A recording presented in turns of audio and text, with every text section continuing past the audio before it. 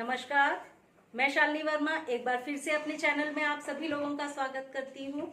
मौसम ऐसा चल रहा है कि कोल्ड और कफ होना बहुत आम है। इस समय फ्लू भी हो रहा है और बहुत बड़ी चीज वायरस तो फैला ही हुआ है, तो जिसका भी सिम्टम कोल्ड एंड कफ है।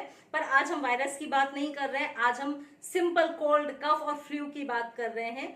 क्या रीजन होता है जो हमको कोल्ड और कफ बहुत सारे लोगों को रिपीट होता रहता है, बार बार सर्दी जुकाम हो ही जाता है, खांसी बनी रहती है, जरा सा मौसम फ्लक्चुएट हुआ और जल्दी से सर्दी खांसी ये सब होना शुरू हो गया। कुछ लोगों को पुराने समय से होता है, कुछ लोगों को एकाएक हो जाता है। क्या रीजन होता है? अगर किसी को लगातार सर्दी खांसी बनी रहती है, फ्लू बना रहता है, तो उसका क्या रीजन है? आज पहले तो हम उसकी जड़ पे प्रहार करेंगे। तो आज हम पहले कोल्ड के रीजंस की बात करते हैं। अगर आपको सर्दी बहुत ज्यादा, जुकाम बहुत ज्यादा रहता है, बार बार हो जाता है, तो इसके 2-3 रीजन होते हैं। कोई ना कोई एक रीजन आपसे जरूर मैच करेगा। तो पहला रीजन कोल्ड का जो होता है, साइकोलॉजिकल रीजन, वो होता है कि बहुत सारे कामों को आप एक साथ करना चाह रहे हैं, या तो आप अपनी लाइफ में मल्टीटास्किंग कर रहे हैं, काम कर रहे हैं, मतलब बहुत सारे कामों में उलझे हुए हैं, ये भी करना है, ये भी करना है। एक बिजनेस कर रहे हैं तो दूसरे में भी थोड़ा सा हाथ डाल दिया, तीसरे में भी कुछ और में काम डाल दिया। इस तरह से जब सिचुएशन होती है, अगर एक एग्जाम दे रहे हैं तो दूसरा कोई और एग्जाम भी ये भी कर लेते हैं, प्राइवेट ही दे लेंगे। इस तरह से जब बहुत सारी चीजों में हम उलझे हुए होते हैं तो हमको सर्दी, कोल्ड हमको बहुत ज्यादा उस समय होता है। पहला रीजन ये है। दूसरा रीजन मेंटल कंफ्यूजन, वही चीज है। अगर आप बहुत सारी चीजों में उलझे हुए होंगे तो दिमाग भी आपका कंफ्यूज रहेगा तो आपको सर्दी जुकाम ज्यादा होगा। मेंटल कंफ्यूजन यानी 5 अगर बिजनेस हमने एक साथ करने शुरू कर दिए तो ऑब्वियसली दिमाग की तो खिचड़ी बन जाएगी, तो जो खिचड़ी बनी हुई है वो हमको सर्दी जुकाम देगी। तो इसीलिए कोल्ड का एक बहुत बड़ा रीजन होता है कि हम एक साथ बहुत सारे कामों में ना उलझे, मेंटल कंफ्यूजन ना रखें। तीसरी चीज, कोई छोटा सा आपको तकलीफ, कोई छोटा सा घाव मतलब फिजिकल नहीं, इमोशनल भी हो सकता है, साइकोलॉजिकल भी हो सकता है, कुछ भी हो सकता है।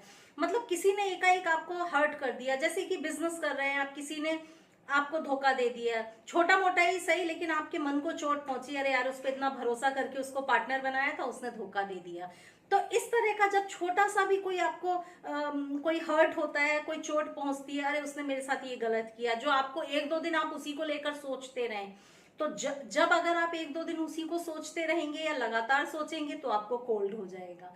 तो ये है 2-3 साइकोलॉजिकल रीजन जिससे हमको कोल्ड होता है, सर्दी हमको होती है।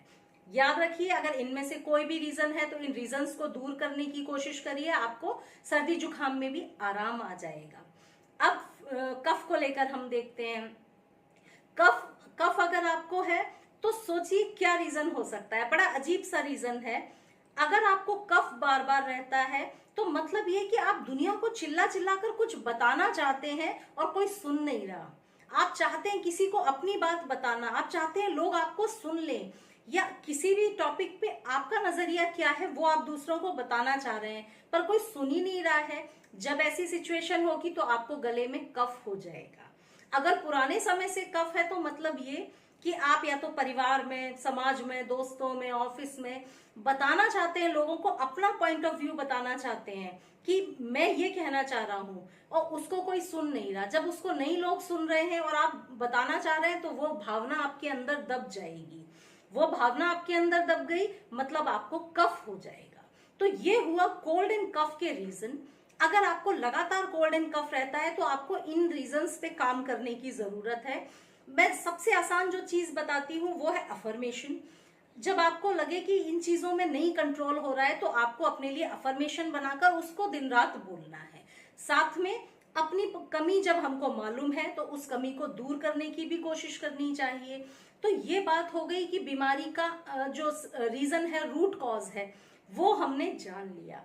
अब हम कोल्ड एंड कफ को कैसे हील करें, स्विच वर्ड की मदद से और नंबर की मदद से हम कैसे हील करें। तो जो स्विच वर्ड आप चैंट करेंगे वो है लिमिट, गार्ड। जब आपको कोल्ड, कफ एंड फ्लू बहुत ज्यादा हो रहा हो, बार बार हो रहा हो और आप चाहते हैं कि ना हो, रिपीटेशन ना हो, तो आप चैंट करेंगे लिमिट, गार्ड। बहुत अच्छा स्विच वर्ड है। जब थोड़ा सा भी आपको सिम्टम दिखे कि मुझे सर्दी जुकाम होने वाला है तुरंत आप चैंटिंग शुरू कर दीजिए, आपको आराम आएगा। अगर पुरानी बीमारी है तो लगातार इसको रोज बोलिए, जब तक आपको 2-4 महीने में आराम ना महसूस हो जाए तब तक आप बोलिए लिमिट गार्ड लिमिट गार्ड। बहुत छोटा सा वर्ड है, इजीली आप बोल सकते हैं। नंबर जो है वो है बहुत छोटा सा, बहुत प्यारा सा, 611 नंबर। 611 ऐसा नंबर है, आपको अगर सिम्टम भी दिख रहे हैं, शुरुआत भी हो चुकी है, फिर भी आप लिखेंगे तो आपका जुकाम, सर्दी, खांसी सब कुछ कंट्रोल हो जाएगा। बहुत अच्छा नंबर है, मुझे भी जरूरत पड़ती है तो मैं इस्तेमाल करती हूँ। तो ये ऐसा नंबर है, इसको आप रेगुलर भी यूज कर सकते हैं।